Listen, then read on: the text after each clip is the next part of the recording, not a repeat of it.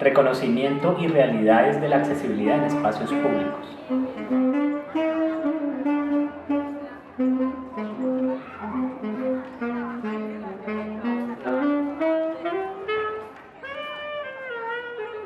Hola, buenas tardes. Mi nombre es Javier Carreño. Yo soy diseñador industrial de la Universidad Nacional y vengo a hablarles del tema que nos trae hoy en el contexto de este diplomado en la Universidad de La Salle. Se llama Reconocimiento y realidades de la accesibilidad en espacios públicos. Salir a la calle, a jugar, caminar, ir al trabajo. Una secuencia de movimientos y gestos de los cuales ni siquiera nos damos cuenta, que nos permiten alcanzar el afuera, la calle, ese espacio compartido con otros miles o millones de congéneres donde desarrollamos nuestras habilidades sociales.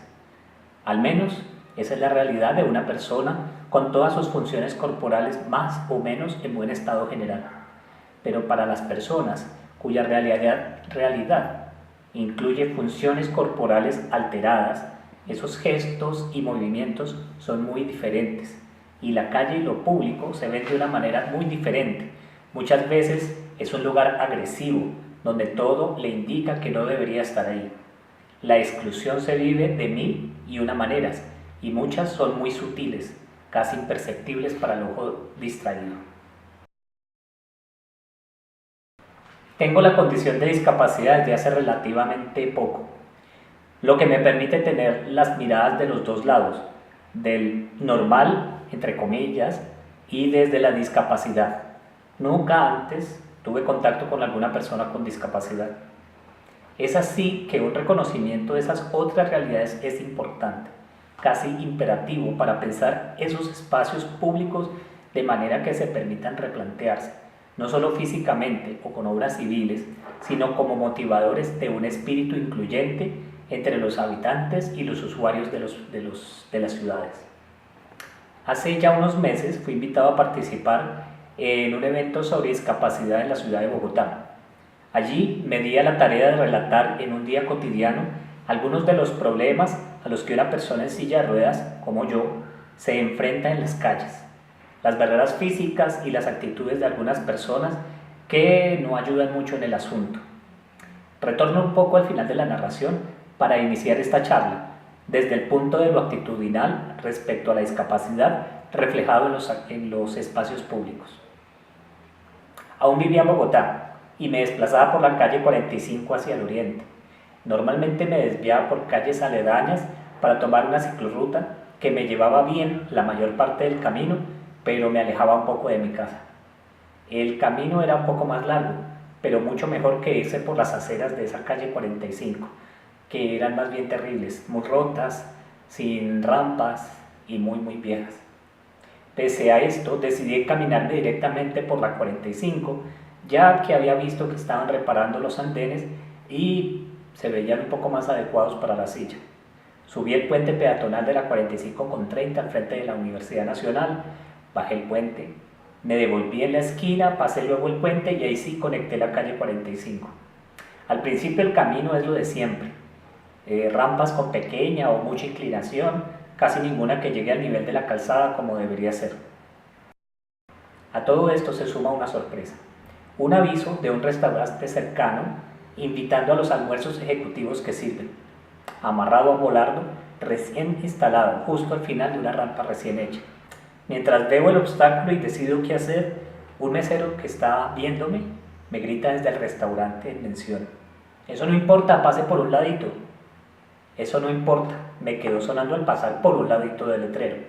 Seguí mi camino, pero solo hasta el cruce de la carrera 24 con calle 45, donde me encontré con una rampa con un andén de unos 40 centímetros, que es más alto que la mayoría de los andenes.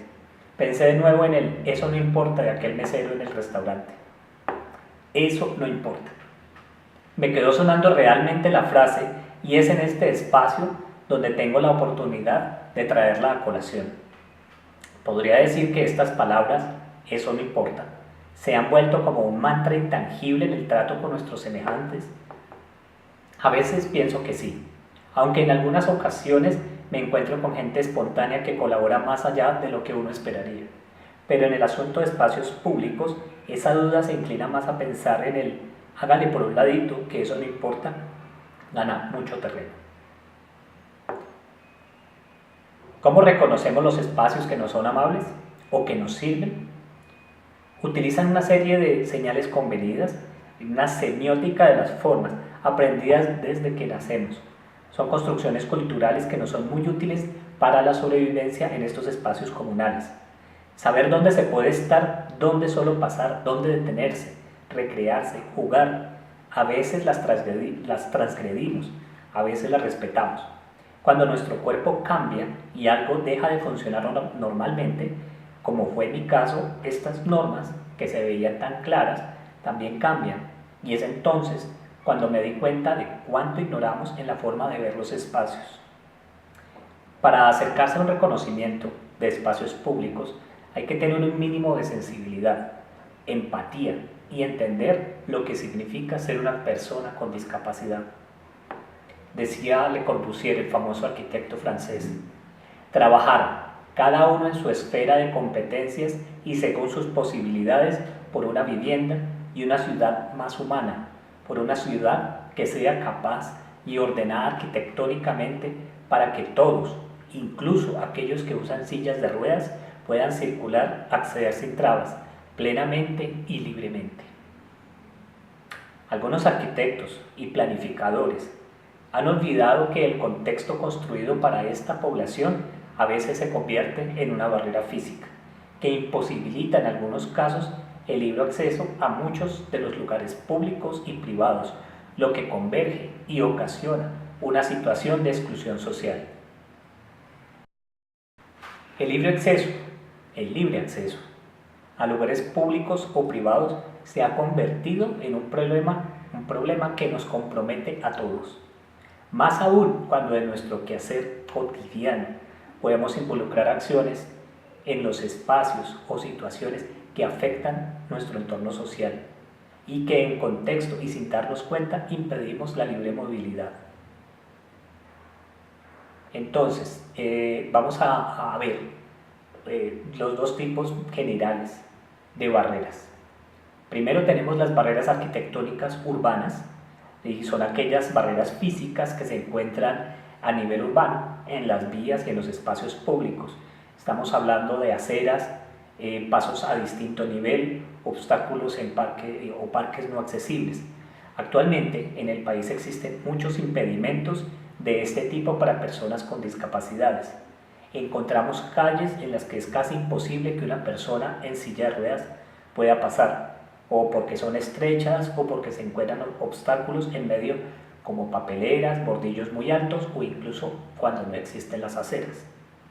Podemos reconocer una barrera arquitectónica urbana cuando desde nuestra condición de movilidad se nos dificulta el libre tránsito por determinado lugar y que en consecuencia se genera una situación de vulnerabilidad porque se restringe y se excluye de la movilidad en la urbe. Esta falta de movilidad autónoma y libre se convierte en un grave problema social con altas repercusiones donde a la persona se le veta para la circulación y se le empieza a imponer el no se puede como la antesala ante cualquier desplazamiento.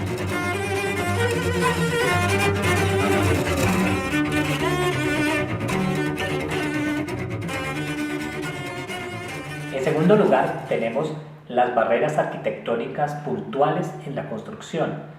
Son aquellas barreras físicas que se encuentran dentro de las edificaciones o en los accesos a los edificios. Entre otras podemos encontrar los escalones, los pasillos o puertas demasiado estrechas, ascensores reducidos, baños con pequeñas dimensiones, etc.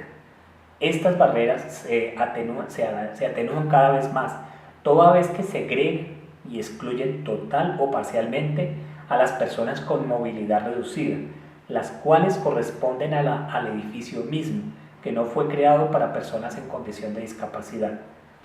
Los problemas más comunes suelen ser la presencia de escaleras, ya que se encuentran pocas alternativas para las personas en condición de discapacidad, como rampas o ascensores, además que en muchas ocasiones, así estén no tienen las medidas correctas o el espacio no es el adecuado para las sillas de ruedas.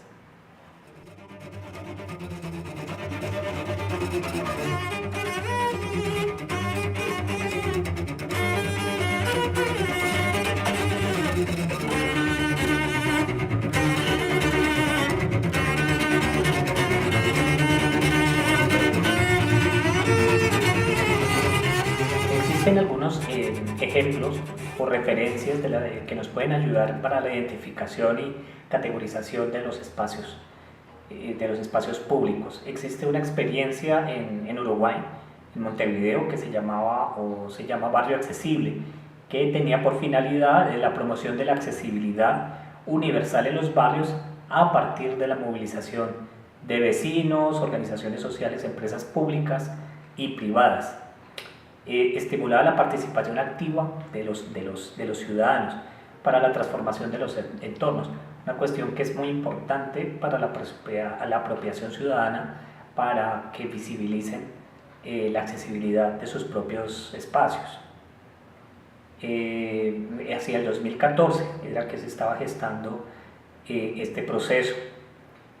Trabajaba en los barrios y ponía a disposición de los vecinos distintas herramientas. Algunas eran nuevas y otras simplemente estaban siendo impulsadas allí mismo por la Secretaría. Una de ellas era un mapa de accesibilidad que estaba conectado a la página web de la Secretaría de Discapacidad de Montevideo y apuntaba a visibilizar las zonas de la ciudad con accesibilidad, identificando itinerarios accesibles en las calles y en los andenes, en espacios públicos, en edificios públicos y privados. En algunos barrios se desarrollaron relevamientos de accesibilidad.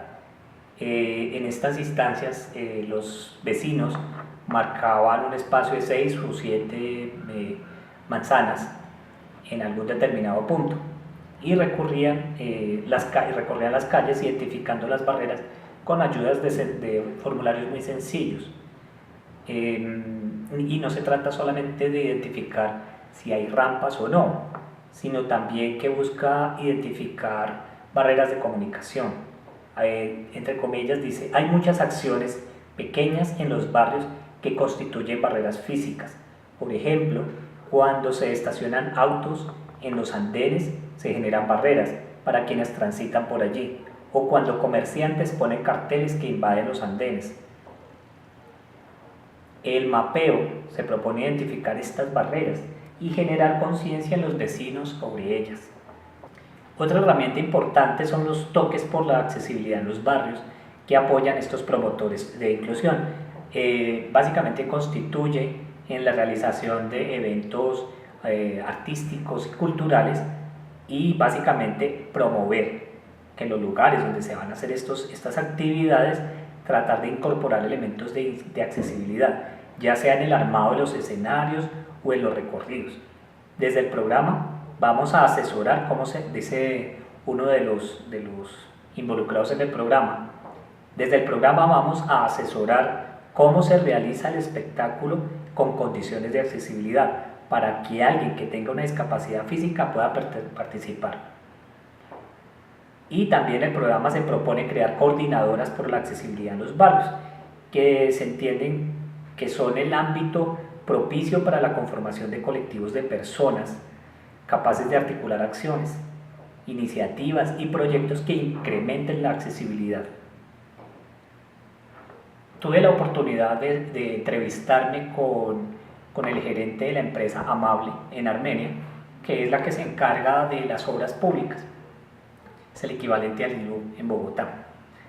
Y en líneas generales uno puede entender que si bien hay un interés en mejorar un poco los espacios públicos, aún falta mucho trabajo por hacer el trabajo accesible, que sea en espacios incluyentes. Si bien hay andenes que ya están mejorando en la zona céntrica, aún no hay coordinación con las asociaciones o con el público en general. Entonces hay una desconexión, el público no participa y iniciativas como estas que acabo de contarles del Uruguay pueden generar que haya participación ciudadana y que la gente que pues tiene discapacidades también tenga una voz, tenga cosas que decir. Hay ocasiones donde por más iniciativa que tengan, como es el caso en Bogotá, donde tenemos una infraestructura más o menos planteada, al menos desde las reglas de espacios inclusivos, muchas veces se falla en la elaboración, es decir, quien planea no es el mismo que hace, y el que cuida que las cosas queden bien, pues no siempre tiene el mismo ojo. Entonces podemos ver rampas que aparentemente están bien, pero a la hora de ser usadas, por ejemplo con sillas de ruedas, no funcionan, no sirven. En el video que tengo hay ejemplos de rampas que uno, cuando tiene sus capacidades enteras, pues no las ve, sencillamente las obvia. Cuando ya tenemos una condición diferente, entonces es cuando empiezan a doler, y son detalles. Son detalles, no tiene que estar una gran elevación de la rampa ni nada de eso. Con 3 centímetros es suficiente para que uno tenga un problema. Para que la rampa tenga mucha inclinación, pues ya vemos todo el esfuerzo físico que hay que hacer. Entonces este tipo de iniciativas son muy importantes para darle voz a la gente, que la gente se sienta incluida dentro de la formación de su ciudad y de su propio entorno. Tengo la oportunidad desde hace unos meses de estar viviendo en la ciudad de Armenia, y ha sido muy interesante. Toda mi vida viví en Bogotá, así que ha sido una gran oportunidad para poder comparar cómo es vivir en cada una de ellas. Bogotá es una ciudad que últimamente ha tenido un desarrollo urbanístico impresionante. La ciudad realmente en los últimos 10 años ha cambiado mucho, ni qué decir de hace 15 años. Y a pesar de que mi discapacidad tiene apenas 10 años, 4 en silla de ruedas, puedo apreciar mucho que Bogotá tiende a ser mucho más inclusiva de lo que era. Estamos hablando de que el Transmilenio, por ejemplo, para mí es una muy buena opción para transportarme. Me permitía entrar autónomo, no necesitaba compañía, pues tengo una silla de ruedas eléctrica motorizada que me ayuda muchísimo. Y los andenes y las construcciones aledañas al Transmilenio tienen rampas. Yo sé que falta muchísimo, pero aún así era una ciudad que me permitía ir a muchos sitios de forma autónoma. En Armenia este proceso es muy incipiente, a pesar de que hay una política nacional de ciudades amables. En Armenia este proceso no lleva más allá de 1 o 2 años, y ni qué decir pues en la ciudadanía, que aún no se entera de qué se trata esto de hacer una inclusión. Entonces tenemos una ciudad que se vuelve muy agresiva, a pesar de que sus habitantes son muy amables. Y a pesar de que hay un trabajo en la zona céntrica de la ciudad, con una zona peatonalizada y unas zonas de andenes que ya están mucho mejor, el resto de la ciudad es muy difícil para todo el mundo. Hay un ejemplo. Hace relativamente poco con mi esposa salimos a ver una película, y aquí el clima cambia muchísimo. Entonces cuando salimos decidimos caminar porque estaba haciendo un buen clima, pero al poco de estar andando empezó el aguacero repentino. En ese momento pues quisimos guarecernos, buscamos dónde. Había un centro comercial cerca, pero había que pasar la avenida, y había un separador imposible, pero había un pedazo que tenía un andén más bajo, y dijimos, no, ahí tratemos de pasar por allí como sea, porque eso estábamos mojándonos mucho. Empezamos a tratar de pasar la calle, los carros cuando llueve, eso ya es en cualquier ciudad, no paran. Finalmente pudimos llegar a la mitad y nos dimos cuenta que al otro lado el andén realmente sí estaba muy alto y ya era imposible pasar.